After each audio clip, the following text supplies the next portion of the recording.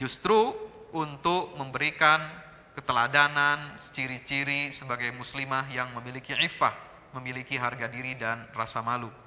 Sehingga apalagi kata orang liberal ini, adanya perbedaan dalam batasan aurat tentang wanita muslimah ini dikatakan memperkuat pendapat bahwa jilbab itu tidak wajib. Padahal perbedaan ulama itu tidak terlalu besar sehingga tidak mewajibkan jilbab, ya. Perbedaan ulama semua sepakat bahwa muka dan kedua tangan telapak tangan ini, pergelangan tangan itu boleh, ya, untuk dilihat dan selainnya harus ditutup. Perbedaan ulama hanya untuk mentolerir, ya, bagian yang barangkali mudah tersingkap ketika misalnya perempuan menulis, ya, atau sedang mengangkat sesuatu sehingga dari bajunya ini terlihat pergelangannya sampai sini. Nah, ini masih ditolerir. Ada ulama yang memperketat, ada yang melonggar, membolehkan. Atau misalnya di atas mata kaki. Nah, ini ketika orang berjalan juga kan misalnya kadang tersingkap oleh angin atau tersingkap ketika naik tangga dan sebagainya. Ini ada hal-hal yang bagi sementara ulama, sebagian kecil ulama itu dilonggarkan batasan-batasan itu. Tetapi kemudian tidak lalu kemudian membuat jilbab itu tidak wajib, saudara-saudara. Kemudian ini masalah hak waris wanita.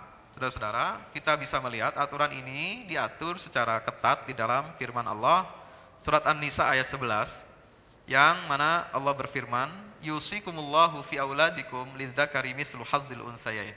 Allah telah berwasiat kepada kalian tentang anak-anak kalian. Batasan mereka dalam pembagian harta waris bahwa untuk laki-laki mendapatkan bagian jatah 2 orang perempuan.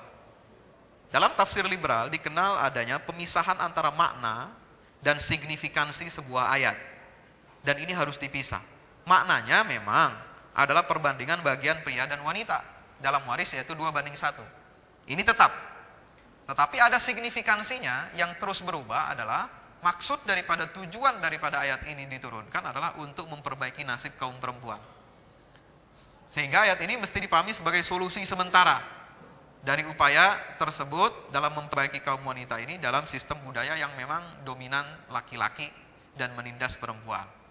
Nah ini, sehingga pada akhirnya nanti yang diinginkan bahwa hak waris kaum wanita ini sama besar dengan laki-laki jika sudah mampu mensejajarkan dirinya dengan kaum laki-laki.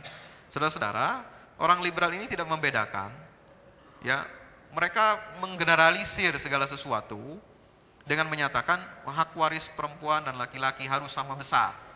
Ini sebuah hal yang keliru.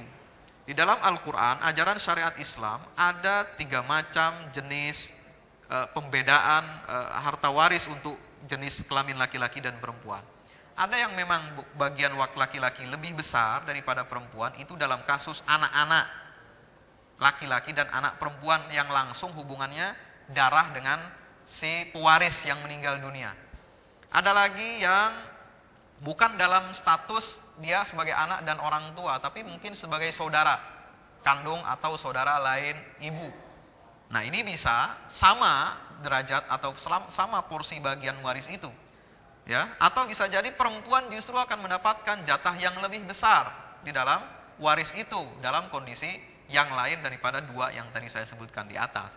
Sehingga kita lihat hikmahnya, kenapa anak laki-laki yang mewarisi dari orang tuanya ini mendapat bagian jatah lebih besar? Karena anak laki-laki pertama dia akan menikah, dia wajib membayar mahar, sehingga dia dibantu secara finansial dengan harta waris itu. Kemudian yang kedua, setelah menikah dia harus dan berkewajiban menafkahkan anak istrinya, sehingga dia punya beban finansial lebih besar daripada kaum perempuan. Wajar dia diberikan lebih besar dalam jatah hak waris ini. Kemudian yang ketiga, barangkali ibunya yang sudah ditinggal oleh bapaknya, ya, tidak mampu bekerja lagi, sehingga dia harus menanggung orang-orang tuanya atau saudara-saudara perempuannya yang belum mapan. Nah, disinilah ada beban finansial yang harus dikeluarkan oleh si anak laki-laki itu. Berbeda dengan anak-anak perempuan, dia tidak berkewajiban memberikan mahar, toh. Tidak ada kewajiban untuk menafkahi keluarga, walaupun dia berpendidikan tinggi, walaupun dia kaya raya, tidak ada kewajiban memberi nafkah itu di dalam sebuah keluarga, dalam ajaran Islam. Dan harta waris yang dia terima justru menjadi hak milik dia pribadi. Apalagi nanti kalau dia mendapatkan hak waris lagi dari orang tuanya, tentu dia akan mendapatkan berlipat-lipat ya harta finansial yang ditinggalkan oleh orang tuanya. Sehingga disinilah letak keadilan Islam. Justru perempuan mendapatkan, sebenarnya kalau dirunut-runut secara logis, ini mendapatkan bagian yang justru semakin besar ketimbang laki-laki yang memiliki beban finansial.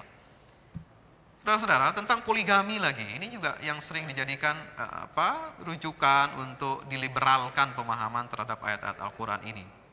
Ya, ayat ini sudah sangat populer dalam surat An-Nisa ayat 3. Nah, orang-orang liberal ini menyatakan bahwa poligami hanya solusi sementara bagi problem anak yatim, piatu yang wanita. Sekaligus untuk mengatasi dan membatasi praktek poligami yang dilakukan dulu pada masa jahiliyah tanpa batas. Sehingga bertahap ini perlahan tapi pasti akan berujung kepada pengharaman seperti diharamkannya khamar. Jadi orang liberal ini pakai teori sesuatu yang tidak terkatakan. Ya. Orang liberal mengklaim diri bahwa dia lebih tahu sampai kepada maksud Allah. Padahal dia mengatakan bahwa paham itu relatif semua. Jadi tidak konsisten orang liberal ini mengatakan bahwa pemahaman ayat itu relatif, tapi dia memutlakkan pandangannya sendiri. Ini yang pertama. Kemudian yang kedua, dengan menyatakan ya kita tahu maksud yang tidak terkatakan dari firman Allah Subhanahu wa taala, ya, ini dia tidak konsisten lagi secara metodologi, ya, karena dia sudah mengatakan dari awal bahwa kita tidak akan sampai kepada pemahaman yang mutlak dari kehendak Allah Subhanahu wa taala. Nah, ini dari mana teorinya gitu. Sebab itu apalagi kata mereka dalam Al-Quran, poligami hanya boleh dilakukan jika pria itu bisa berlaku adil. Sedangkan dalam Al-Quran dinyatakan kita tidak akan pernah bisa berlaku adil sesuai firman Allah, walan tastati'u an ta'dilu bainan nisa'i walau harastu. Jangan kalian tidak akan pernah bisa berbuat adil di antara istri-istri itu meskipun kalian mau. Tapi dipotong sampai di sini. Dan dia tidak teruskan kepada ayat sudahnya, fala tamilu kullal maili fatadruha kal mu'allaqah. Jangan kalian cenderung kepada salah satunya, melebihkan kepada salah satunya sehingga ya membuat yang lain itu terkatung-katung. Kan ini kan jelas ada isyarat bahwa ya di sini Al-Quran masih melegalkan poligami dan memberikan batasan-batasan aturan. Kalau memang poligami itu betul-betul sudah dilarang, diharamkan, Al-Quran tidak akan menyebut fala tamilu kullal maili fatadaruha kal mu'allaqah. Ya, oleh sebab itu keadilan di sini adalah keadilan yang tidak bisa diraih itu dalam urusan hati dan kecenderungan. Tapi keadilan dalam menafkahi, ketika memberikan materi tentu kita bisa memberikan porsi yang sama. Inilah yang dimaksud adil oleh ayat tersebut. Kemudian perkawinan sejenis, ini ada hal yang lucu saudara-saudara, ya, bahwa praktek perkawinan sejenis atau homoseksual ini kan sudah dilarang, diharamkan dalam semua agama termasuk juga Islam sendiri. Dalam Al-Quran jelas diharamkan perbuatan itu karena menyerupai perbuatan kaum Nabi Lut. Tapi anehnya ini lagi ditafsir ulang, ya, untuk menyesuaikan diri dengan perkembangan modern dari dunia barat. Misalnya ketika orang liberal ini menafsirkan ayat Asy-Syu'ara, atatuna dzukrana minal alamin wa tadaruna ma khalaqalakum rabbukum min azwajikum bal antum qaumun adun. Mengapa kalian mendatangi jenis laki-laki dan meninggalkan apa yang telah Tuhan kalian ciptakan untuk kalian dari pasangan-pasangan kalian? Nah, ini ditafsirkan bahwa ayat ini tidak melarang perkawinan sejenis, tapi melarang perselingkuhan sejenis. Toh apa bedanya perkawinan sejenis dengan perselingkuhan sejenis? Hanya bedanya mungkin dicatat dan tidak dicatat, ya kan?